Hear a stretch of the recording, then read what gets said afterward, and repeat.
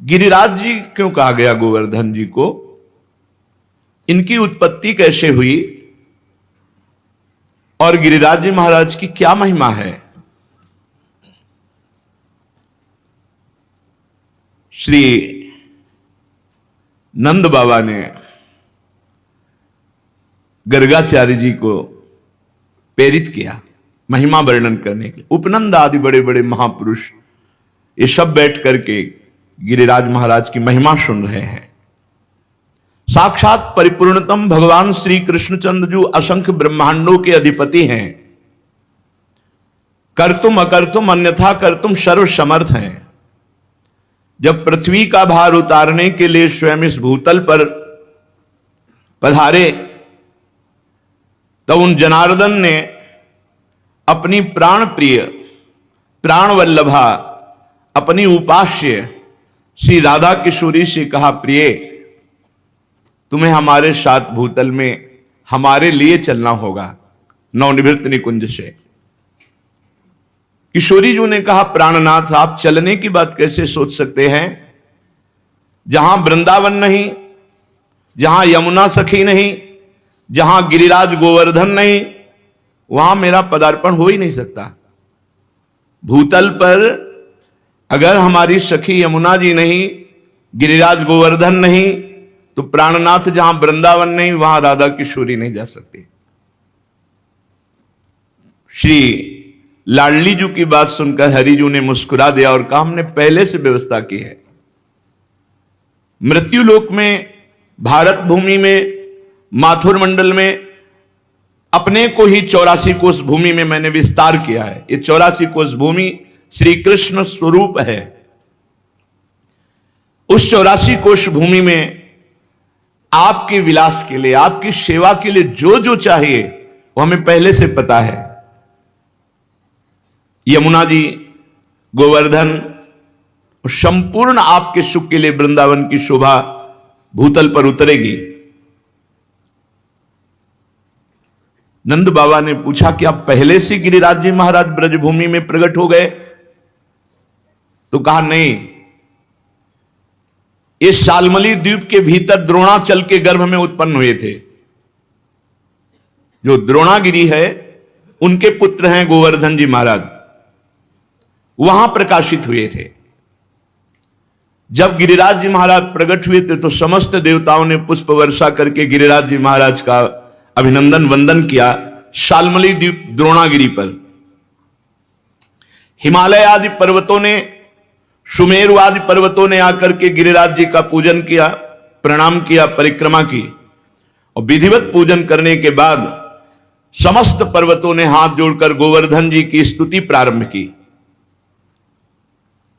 त्वं साक्षात् कृष्णचंदस्य परिपूर्णतमस्य च गोलोके गोगणैर्युक्ते गोपी गोपाल संयुते त्वं हि गोवर्धनो नाम वृंदारण्ये विराजसे त्वन्नो गिरीणां सर्वेषां गिरिराजोऽसि साम्प्रतं नमो वृंदावनांकाय तुभ्यं गोलोकमौलिने पूर्ण ब्रह्म तपत्राय नमो गोवर्धनाय च। समस्त सुमेर, हिमालय आदि बड़े बड़े पर्वतों ने गिरिराज महाराज की स्तुति की। हे गिरिराज, तुम साक्षात परिपूर्णतम भगवान श्री कृष्ण का स्वरूप हो।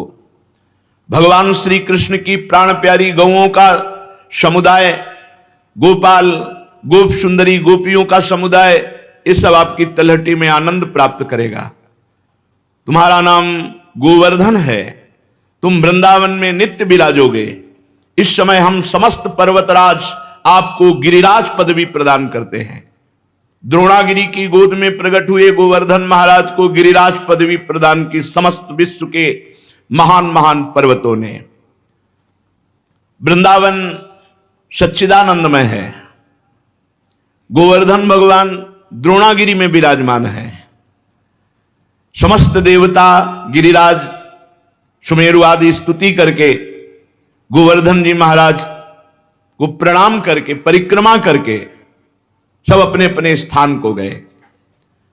उसी समय ये महिमा सुन करके कि द्रोणागिरी पे गोवर्धन जी महाराज प्रकट हुए हैं, बड़े ही तप के धनी पुलस्त ऋषि कौतुकवश दर्शन करने के लिए गिरिराज जी द्रोणागिरी पर पहुंचे।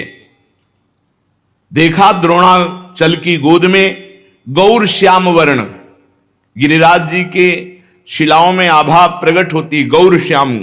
एकाग्रता पूर्वक जब गिरिराज जी की परिक्रमा करो, दूर से देखो तो कुछ शिला में गौर रंग, कुछ शिला में श्याम रंग आपको दिखाई देगा। गोवर्धन भगवान ऐसे माधवी मालती सुंदर सुंदर लताएं गुफाएं, बड़े सुंदर वृक्ष जो मीठे फलों के भार से सुंदर सुंदर सरोवर कुंड झरने, महाराज देखते ही पुलस्त ऋषि लुट गए। ये तो महान तपस्या करने की स्थली है, इनकी कंदराओं में तो बहुत आनंद आएगा ध्यान करने में भगवान का। सैकड़ों शिखर गिरिराज जी महाराज के रत्नमय, विविध रंग बिरंगे धातु, विविध शोभा पुष्पों की, नाना प्रकार के पक्षी खग कोलाहल कर रहे, झरने गिर रहे, मृग और बहुत से बंदर, मयूर, केकिका धुनी, बड़ा आनंद गिरिराज महाराज। पुलस्त जी के मन में इच्छा हुई कि ये पर्वत हमारे अधिकार में आना चाहिए, गोवर्धन। द्रोणाचल से कहा, द्रोणागिरी मैं तुम्हें आदेश करता हूं अपने पुत्र का मुझे दान करो। द्रोणागिरी के पुत्र हैं गोवर्धन जी महाराज। तुम पर्वतों के स्वामी हो, तुम्हारा बड़े बड़े ऋषि मुनि तपस्या के द्वारा आदर करते हैं, तुम बड़ी औषधियों के पुंज हो, दिव्य औषधियां तुम में प्रकाशित होती हैं। जब लक्ष्मण जी को वीर घातनी शक्ति मेघनाथ ने मारी थी तो यहीं से औषधि, तो हनुमान जी महाराज को लगा कि कौन सी औषधि है, क्योंकि उन्होंने बताया प्रज्वलित तेजोमयी, तो कालने में साफ प्रज्वलित तेजोमय कर दी थी कि हनुमान जी भ्रम में पड़ जाए। लेकिन बुद्धिमान अग्रगण्यम बलवताम वरिष्ठम, पूरा द्रोणागिरी उखाड़ लिया, जो मन आवे सो छांट लो औषधि। तुम औषधियों से संपन्न हो, मैं काशी में गिरिराज जी को विराजमान करूंगा, क्योंकि मैं काशी वास करने वाला हूं और मैं याचना ही नहीं कर रहा, आदेश दे रहा हूं। अगर ना तो साफ, मेरा कोई प्रयोजन नहीं है, मैं तपस्या करूंगा गोवर्धन की शोभा देख करके, ऐसा मेरे मन में आया। भगवान विश्वेश्वर की महानगरी परम पवित्र मोक्ष प्रदायिनी काशी में जाकर गिरिराज गोवर्धन को विराजमान करेंगे। जहां पार्श्व में गंगा नदी बह रही, विश्वेश्वर विश्वनाथ भगवान विराजमान है, वहीं गोवर्धन को विराजमान करेंगे। आज तक ऐसा यश प्राप्त नहीं होगा जैसा गोवर्धन को यश प्राप्त होगा काशी में। मैं गोवर्धन के ऊपर ऐसी तपस्या करूंगा कि त्रिभुवन गोवर्धन की वंदना करेगा, और मेरी अभिलाषा तुम्हें पूर्ण करनी होगी। पुलस्त जी की बात सुनकर के सदैव प्रकट हुए द्रोणागिरी और रोने लगे। द्रोणागिरी ने कहा, पुत्र स्नेह विह्वल, मेरे आंसुओं को तुम देख रहे हो तो आप अपनी तपस्या की बात सोच रहे हो। जब से गोवर्धन जी आए तब से मैं महान आनंद से हूं, मेरा आनंद क्यों छीनोगे। पुलस्त जी ने कहा, आप शोक मत करो, आपका यश होगा। द्रोणाचल बोले, महामुनि मैं पुत्र स्नेह से व्याकुल हूं, मुझे पुत्र अत्यंत प्रिय है, तथापि मैं आपकी आज्ञा का भी उल्लंघन नहीं कर सकता, क्योंकि जानता हूं आप एक क्षण में साप देकर मुझे भस्म कर सकते हैं। द्रोणागिरी गिरिराज जी को अपने अंक में भर के कहा, पुत्र कुछ भगवान और रचे हैं, इनकी सोच अलग है, लेकिन कुछ भगवान और रचे हैं। भगवान का संकेत मानकर मैं तुम्हें इनको दान करता हूं। भारतवर्ष बड़ा पवित्र देश, धर्ममय देश है, जहां केवल भारतवर्ष में धर्म अर्थ और काम मोक्ष की आराधना होती है। निष्काम कर्म के द्वारा, ज्ञान योग के द्वारा तत्वबोध या प्रेम केवल भारतवर्ष में। मैं तुम्हें प्रदान करता हूं पुलस्त ऋषि को। गोवर्धन जी ने महान ऋषि पुलस्त जी से कहा, थोड़ा आप हमारा परिचय भी तो जान लें। 8 योजन लंबा, 8 को 32, 32 कोष, 2 योजन ऊंचा 8 कोष ऊंचा, 5 योजन चौड़ा 20 कोष, 5 को 20। ऐसे थे गिरिराज जी जब यहां आए थे। साफ हो गया महाराज का आगे तो रोज तिल तिल घट रहे हैं। ऐसी दशा में आप देख पाओगे कि मुझे ले जाकर काशी में विराजमान कर दो। पुलस्त जी ने कहा, बेटा मैं पुलस्त हूं, अगर संकल्प करूं तो पूरे भूमंडल को उठा के चल सकता हूं। मेरे हाथ पर केवल तुम बैठ जाना, मैं काशी में ही छोड़ूंगा तुम्हें। गोवर्धन ने कहा, फिर एक बार क्या बोल गए आप, सोच लो। एक बार हाथ में आ गया, उतार दिया तो फिर तुम्हारी सामर्थ्य नहीं होगी कि आप मुझे हिला भी सको। मेरी प्रतिज्ञा और आपकी प्रतिज्ञा एक। आपने कहा मैं यहां से उठाऊंगा और काशी में रखूंगा, और मैं कह रहा हूं अगर बीच में रख दिया तो मैं आपके यहां उठाए फिर नहीं उठूंगा।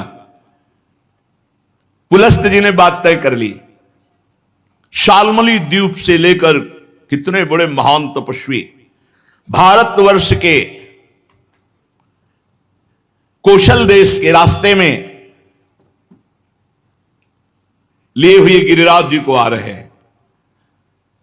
पर्वत द्रोणागिरी विकल हो गए। गोवर्धन जी ने द्रोणागिरी को प्रणाम किया और कहा, सदैव आपके साथ हमारा नाम, हमारे साथ आपका नाम जुड़ा रहेगा। आंसुओं से अभिषिक्त होकर द्रोणागिरी ने गिरिराज महाराज को विदा किया। दाहिने हाथ पर पुलस्त ऋषि ने उठा लिया और बड़ी तीव्र गति से चले। गिरिराज महाराज शांत देखते रहे। जेव ही माथुर मंडल में आए, ब्रज 84 कोष में, जहां गिरिराज जी विराजमान है। गिरिराज जी अपना भार भी बढ़ा लिया और विचार किया, ये मेरी लीला स्थली है मेरे प्रभु की, मैं यहां से एक कदम बाहर नहीं जाऊंगा। यहां भगवान श्री कृष्ण श्री किशोरी जी के साथ, ब्रजगोपियों के साथ, ग्वाल वालों के साथ यहां दिव्य लीला करेंगे, उसका मुझे आनंद मिलेगा। कैशोर लीला, बाल लीला, सब लीलाओं का आनंद मुझे मिलेगा। इतना ही नहीं, मेरे ऊपर दान लीला, मान लीला, ये सब प्रभु करेंगे। मैं एक कदम यहां से नहीं जाऊंगा ब्रजभूमि से। जहां किशोरी जी के साथ प्रभु अपने चरणों से विहरण करेंगे, वहां छोड़कर मैं अब कहां जाऊं। गिरिराज गोवर्धन इतने भारी पड़ गए कि मुनि का हाथ ऐसा लगा कि टूट जाएगा, और साथ में बड़ी जोर की लघुशंका लगी। गिरिराज महाराज की लीला, भार तो तपबल से रोक रहे थे, लेकिन लघुशंका तपबल से कहां तक रोके। वो बात थी कि अगर रख दिया तो भी तुम्हारी ताकत नहीं कि उठा सको। इतनी लघुशंका लगी कि वो बात भूल गए और भार से हाथ पीड़ित। तो गिरिराज महाराज जहां विराजमान है यहीं विराजमान किया, लघुशंका किया, आचमन किया, पवित्र हुए और गोवर्धन से गाओ कर कमल में विराजमान हो। बोले खत्म खेल, हमारी और आपकी प्रतिज्ञा थी कि आप रख दोगे, उठा नहीं पाओगे। तो उनका तुम्हारे आने से मैं अभी उठाकर तुम्हें ले चलता हूं। पुलस्त ऋषि ने अपना सारा तेज तप बल सब लगा दिया। गिरिराज महाराज टस से मस नहीं हुए। मुनि ने कहा दैन्यता पूर्वक, गिरिराज तुम मेरी शक्ति का उपहास मत करो। मुझे अभी क्रोध तुम पर नहीं आ रहा है। मैं बहुत प्यार से तुम्हें द्रोणागिरी से शाल्मली द्वीप से लाया हूं काशी ले जाने के लिए। तुम मेरी भावना में बाधा मत पहुंचाओ। गिरिश्रेष्ठ चलो, भार अधिक मत बढ़ाओ। मैं जान गया हूं कि तुम रूठ रहे हो, लेकिन शीघ्र तुम्हारा सम्मान काशी में होगा। गोवर्धन जी ने कहा मेरा दोष नहीं है, आपने कोई मुझे यहां स्थापित नहीं किया है कि आप हमको लाके यहां से स्थापित किया। हमारी प्रतिज्ञा थी, धरना मत बीच में, क्यों रख दिया बीच में? कोई लघुशंका, इसके हम जिम्मेवार थोड़ी है। अब मैं यहां से एक कदम भी नहीं जाऊंगा, तुम्हारी ताकत नहीं कि यहां से ले जाओ। अब तो पुलस्त मुनि की सारी इंद्रियां क्रोध से व्याकुल हो गई और ओंठ फड़कने लगे। उन्होंने कहा तुम हमारा सारा उद्यम व्यर्थ कर दिया है द्रोण पुत्र गोवर्धन। मैं तुम्हें साप देता हूं कि आज के बाद तुम तिल तिल रोज घटोगे।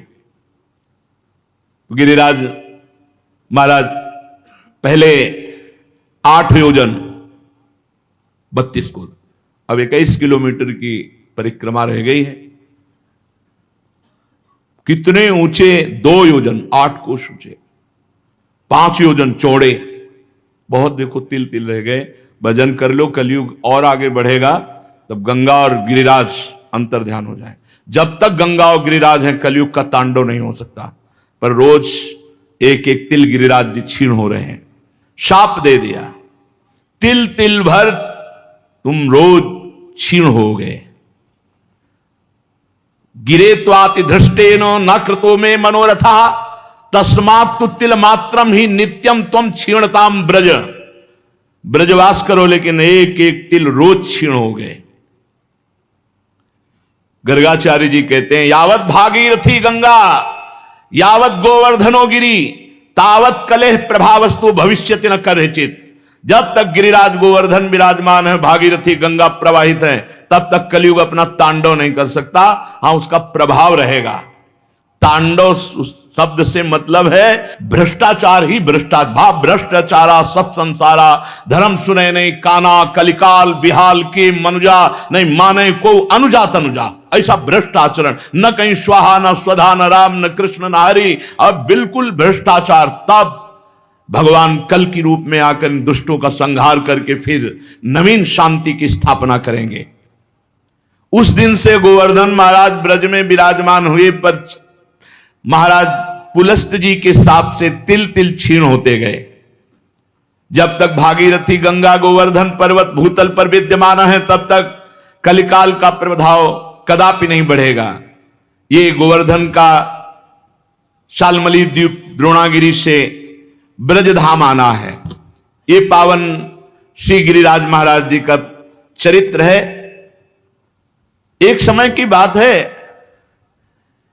कि गोदावरी तट पर एक ग्राम में एक ब्राह्मण रहता था। तो वो अपना ऋण लेने के लिए, कोई धनी मानी मथुरापुरी में रहते थे, तो यहां आए। वो अपना कार्य पूरा करके जब घर को लौट रहे थे तो रास्ते में गिरिराज गोवर्धन जी मिले। तो ऐसा सुंदर पत्थर का टुकड़ा ऐसे देख करके उनको लगा कि साथ ले जाना चाहिए। एक बात ध्यान रखें, गिरिराज जी को साप मिल गया है इस बात के लिए कि ब्रज से बाहर नहीं जाना चाहते थे। और अगर किसी ने गिरिराज जी को ब्रज से बाहर ले जाने की चेष्टा की तो साप का अधिकारी होगा, अपने आप उसका पतन शुरू हो जाएगा। ये मत सोचो कि गिरिराज जी की शिला की महिमा सुनी तो ले जाकर ब्रजमंडल के बाहर विराजमान कर लें, ये सिद्धांत नहीं है। कुछ लोग कहते हैं कि अगर आप शिला उठाओ तो उसी के बराबर सोना गिरिराज जी को, सोना सुमेरु पर्वत परिक्रमा करके प्रणाम करके गिरिराज पदवी दे गया, उनको सोना चाहिए, उनको ब्रज चाहिए। ब्रज से बाहर ले जाने का कोई सिद्धांत नहीं कि आप सोना चांदी चाहे जितना बराबर रख दो। ऐसा शर्त कर देते तो पुलस्त ऋषि तपस्या से सोने का बना देते गिरिराज जी को। गिरिराज जी की शिला को ब्रजमंडल से बाहर ले जाना घोर अपराध है। ये तुम्हारी भक्ति का बाधन होगा, साधक नहीं होगा। ये मत सोचना कि हम गिरिराज जी की शिला उठाए, इतनी महिमा सुनी तो बाहर ले जाएं। अपना कार्य पूरा करके वो घर लौटने लगा। तब गोवर्धन की जी के तट पर वो गोल पत्थर बड़ा सुंदर लगा, गिरिराज जी की शिला तो उठा ली। अभी वो ब्रजमंडल में ही था कि एक घोर राक्षस उस पर टूट पड़ा, उस ब्राह्मण पर। उसका मुंह ऐसे नाटा छाती में घुसा हुआ, 3 पैर 6 भुजाएं, बड़ा विकराल ओंठ, ऐसे दांत, मोटी नाक, बदबू आ रही थी। बड़े बड़े दांत बगाड़ कर ब्राह्मण को खाने के लिए। राक्षस बहुत भूखा था। वो दहाड़ता हुआ ब्राह्मण के ऊपर। अब जैसे कोई आक्रमण करे तो अपने पास कुछ होता तो ऐसे करने का। ब्राह्मण के हाथ में गिरिराज शिला थी, सीधे उस राक्षस के ऊपर गिरिराज शिला का प्रहार किया। जो ही गिरिराज शिला स्पर्श हुई, उसका राक्षस शरीर छूटा और श्याम सुंदर रूप अर्थात भगवान के सारूप्य मोक्ष को प्राप्त हुआ। जैसा भगवान श्याम सुंदर का रूप वैसा रूप, विशाल नेत्र, प्रफुल्ल कमल दल के समान बनमाला धारण किए हुए, पीतांबर मुकुट, कानों में कुंडल, एक हाथ में बेत, ऐसा लग रहा था साक्षात श्याम सुंदर प्रकट हो गए। जब वो दिव्य रूपधारी हो गया और ब्राह्मण देवता के आगे घुटने टेक दिए और कहा, हे ब्राह्मण श्रेष्ठ, तुमने मुझे आज निष्पाप कर दिया। आज तक मैं निष्पाप नहीं हो पाया महामते। मेरी राक्षस योनि न जाने कितने समय से थी और मैं कब तक भोगता, लेकिन ये तुमने गिरिराज जी की शिला से जो प्रहार किया, मेरे सारे पाप नष्ट हो गए। तुम्हारे सिवा दूसरा कोई ऐसा नहीं जो मेरा उद्धार कर सकता। ब्राह्मण बोला, पहले तो भयंकर रूप में, अब इतने सुंदर रूप में, मैं आश्चर्य में पड़ गया हूं। मेरे में तो कोई सामर्थ्य नहीं है, मेरे द्वारा तुम्हारा उद्धार कैसे हो सकता? मैंने तो कोई संकल्प भी नहीं किया। और एक पाषाण का क्या ऐसा फल हो सकता है कि उसके स्पर्श से तुम भगवान का स्वरूप हो गए? उसने कहा, ब्राह्मण, ये साधारण पाषाण नहीं है, ये गिरिराज गोवर्धन की शिला है जो साक्षात भगवान हरि का रूप है। अरे इसके दर्शन मात्र से कृतार्थ हो जाए जीव। जो गंधमादन की यात्रा करके बड़ी तपस्या पूर्वक फल की प्राप्ति नहीं की जा सकती, वो गिरिराज जी के दर्शन मात्र से और परिक्रमा से कोटि गुना पुण्य प्राप्त किया जा सकता है। गंधमादन पर्वत पर तपस्या करके जो फल प्राप्त नहीं किया जा सकता, उससे करोड़ गुना फल गिरिराज जी की परिक्रमा, गिरिराज जी के दर्शन से। अब देख लो, राक्षस था, गिरिराज जी के स्पर्श से श्याम सुंदर रूप हो गया। उस जो भगवत स्वरूप बना हुआ है, वो बोला, मलयाचल पर एक भार स्वर्ण का दान करने से जिस पुण्य फल की प्राप्ति होती है, गिरिराज महाराज में एक बार लौट जाने से उस फल की प्राप्ति होती है। रज में लौट गए, इस सुख को कौन जाने। वृंदावन के गुणन सुन हित सो रज में लौट, जय सुख को पूजत नहीं मुक्ति आदि सतकोट। ये यहां का लाभ है। अरे भाई, रज में लौटो, आचमन करो, बैठ के भजन करो, कीर्तन करो। जो मंगल प्रस्थ पर्वत पर ब्राह्मणों से वेद पाठ करवा करके उनको दक्षिणा दे, भगवान विष्णु के शास्त्र नाम का पाठ करवावे, वो जो फल प्राप्त होता है, वो गिरिराज जी की तलहटी में बैठ के थोड़ी देर नाम कीर्तन करने से प्राप्त हो जाता है।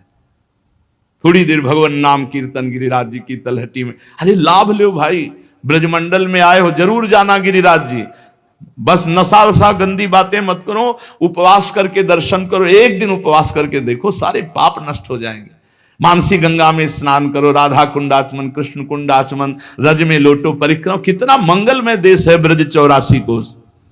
गिरिराज जी के समान पुण्य प्रदान करने वाला कोई भूमंडल पे दूसरा तीर्थ नहीं है। ऋषभ पर्वत, कूटक पर्वत, कोलक पर्वत, सोने से मड़ी हुई सींग वाली 1 करोड़ गऊओं का दान करने से जो फल मिलता है, गिरिराज गोवर्धन की संपूर्ण तीर्थ स्थली के दर्शन मात्र से प्राप्त हो जाएगा। जैसे बताए गए जो तीर्थ स्थलियां, इनमें भ्रमण किए, ब्रजवासियों से पूछ ले, वो बता देंगे कि अमुक जगह। एक परिक्रमा जो रोड वाली है, उसमें तो आप ज्यादा दर्शन आदि का लाभ नहीं ले सकते, लेकिन अंदर वाली जब परिक्रमा करेंगे और एक ब्रजवासी कोई गाइड करने वाला हो, तो वो सब ये छुपे हुए जो तीर्थ स्थल हैं, सबके दर्शन करा देंगे। गोवर्धन पर्वत की यात्रा करने से 1 करोड़ सोने से सींग बढ़ाकर गौ में दान करने का जो फल ऋषभ पर्वत, कूटक पर्वत, कोलक पर्वत पर है, वो गिरिराज जी की यात्रा मात्र से पूर्ण हो जाता है। ऋषिमुख, सहगिरि, देवगिरि की संपूर्ण यात्रा और पृथ्वी की पूरी परिक्रमा करने का जो फल है, उससे करोड़ गुना फल गिरिराज जी की लूट करके प्रदक्षिणा करने से प्राप्त हो जाता है, अर्थात दंडवती परिक्रमा से। भविष्य काल में उसका मंगल नहीं हो सकता जो एक बार गिरिराज जी से प्रीति कर ले। जय गिरिराज महाराज। श्री शैल पर 10,000 वर्ष तक जो तप और यज्ञानुष्ठानों का फल मिलता है, गोवर्धन के पुच्छ कुंड में, जहां अप्सरा कुंड है, पुछरी के लोठा के पास, स्नान करने से वो फल प्राप्त हो जाता है। जो गोवर्धन पर्वत पर उत्तम ब्रजवासी ब्राह्मणों को पवाकर दान देता है, वह स्वर्ग चाहे तो स्वर्ग, भगवान के वैकुंठ धाम को चाहे तो वैकुंठ धाम की प्राप्ति होती। धन होए ना तो ये लाभ लेना चाहिए, भगवान के तीर्थों धामों में जाकर के भूखों को भोजन देना चाहिए, पूज्य जनों को कुछ दक्षिणा भोजन ऐसे करना चाहिए, भगवान दिए हों तो करना चाहिए। यहां एक का लाखों भगवान देते हैं, मिलेगा, थोड़ा धैर्य रखो। समय, खेती भी बोई जाती तो अपने समय से फलीभूत होती है। चित्रकूट पर्वत पे रामनवमी के दिन पयस्वनी मंदाकिनी में, बैसाख की तृतीया को पारियात्र पर्वत पर, पूर्णिमा को कुकुराचल पर और द्वादशी को नीलाचल जगन्नाथपुरी में, सप्तमी को इंद्रकील पर्वत पर जो दर्शन करने से पुण्य होता है, परम लाभ होता है। गोवर्धन गिरिराज जी में किसी एक कुंड में स्नान करने से उसका फल प्राप्त हो जाता है, किसी एक कुंड पर। बड़ा योग लिखे हुए हैं कि जैसे बृहस्पति के सिंह राशि पर स्थित होने पर गोदावरी में, कुंभ राशि पर हरिद्वार में, पुण्य नक्षत्र पुष्कर में, सूर्य ग्रहण कुरुक्षेत्र, चंद्र ग्रहण काशी में, एकादशी के दिन शुकर तीर्थ में, कार्तिक पूर्णिमा को गढ़मुक्तेश्वर में, जन्माष्टमी के दिन मथुरा जेल में, द्वादशी के दिन खांडोवन में, कार्तिक पूर्णिमा को वेंकटेश्वर नामक महावट, मकर संक्रांति तीर्थराज प्रयाग में, वही धृति योग बरिष्मती, रामनवमी के दिन अयोध्या में। ये जो यात्रा करने पर फल प्राप्त होता है, गिरिराज जी की शिला का जल से अभिषेक, दुग्ध से अभिषेक, गिरिराज जी की शिला का पूजन करने से वो सब फल प्राप्त हो जाता है। जो भगवान श्री कृष्ण में मन लगाकर उद्धव कुंड, गोविंद कुंड इसमें स्नान करता है, श्री कृष्ण के सारूप्य पद को प्राप्त होता है। हमारे गोवर्धन पर्वत पर जो मानसी गंगा है, बहुत पवित्र है मानसी गंगा, बहुत पवित्र, ये अनुभव की बात कह रहा हूं। तभी बार बार हम जब गिरिराज जी की बात करेंगे तो मानसी गंगा की बात करेंगे। सैकड़ों राजसूय यज्ञ करने वाला उतना पवित्र नहीं हो सकता जितना मानसी गंगा में स्नान करने से। गिरिराज जी का दर्शन स्पर्श ये महान पुण्यात्मा को प्राप्त होता है। यदि आपको विश्वास ना हो तो देखो, मैं महापापी हूं, गोवर्धन की शिला स्पर्श मात्र से मैंने भगवान श्री कृष्ण के स्वरूप को प्राप्त कर लिया। उस भगवत स्वरूप की बात सुनकर के ब्राह्मण को बड़ा विस्मय हुआ, गिरिराज जी के प्रभाव को जानकर बार बार पुलकित हुआ। फिर ब्राह्मण ने पूछा, इस समय तुम दिव्य रूप में हो, पहले तो मुझे राक्षस रूप में दिखाई दिए। तो सिद्ध ने कहा, मैं पूर्व जन्म में एक धनी वैश्य था, समर्थ था, खूब धन संपत्ति हमारे पास थी और रूपवान था। तो मैं दूसरी स्त्रियों के साथ व्यभिचार करना, जुआ खेलना, मदिरा पीना, आगे चल करके वैश्यागमन करना और मदिरा में उन्मत्त होकर हिंसा करना, माता पिता पत्नी सबको मारना फटकारना। एक दिन मैंने ऊब करके अपने मां बाप को जहर देकर मार डाला और पत्नी की तलवार से काटकर हत्या कर दी और स्वच्छंद रूप से फिर वैश्यागमन आदि अपराध करता रहा। लूटपाट का काम करने लगा क्योंकि धन की आवश्यकता थी। एक दिन मैं बहुत स्वर्ण के आभूषण लूट कर लाया तो वैश्या ने मुझे जहर खवाया, गले में फांसी लगाई और मौत के घाट उतार कर कुएं में फेंक दिया। गंदे आचरण वाले की गंदी ही गति होती है।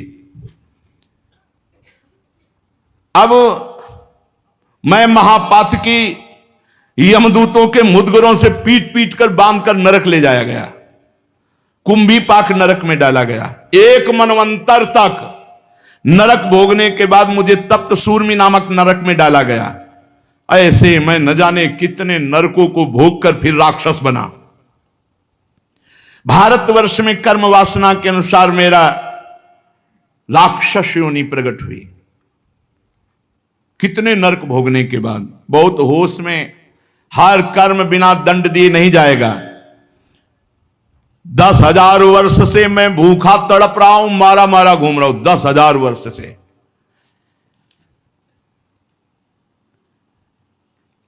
यमुना के सुंदर तट पर आज मुझे उद्धार का अवसर मिला। आपने जो गिरिराज जी की शिला मुझे मारी, उससे मैं भगवत स्वरूप हो गया। आज ब्रजभूमि को मैं बार बार नमस्कार करता हूं। जिस ब्रजभूमि में मैं भूखा तड़पता पापी तुम्हें खाने के लिए, लेकिन तुम्हारे द्वारा गिरिराज जी के स्पर्श से साक्षात श्री कृष्ण स्वरूप हो गया हूं।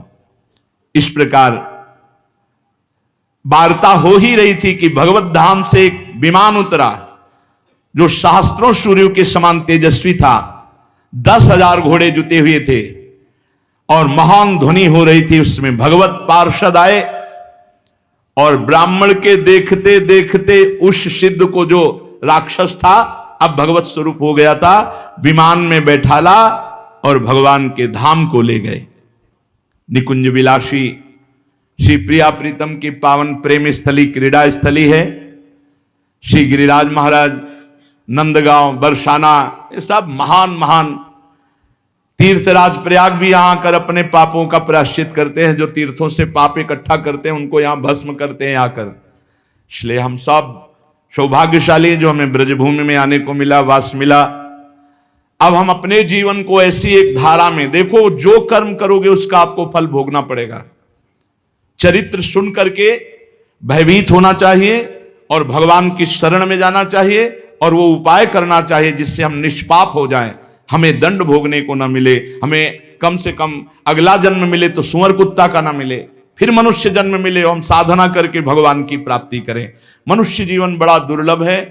दुख की निवृत्ति के लिए कोई भ्रमित मत होना, बार बार आपसे कह रहे हैं। जब तक आप स्वयं अनुष्ठान नहीं करेंगे, स्वयं भजन नहीं करेंगे, तब तक आपके दुख को कोई मिटा नहीं सकता, नहीं मिटा सकता।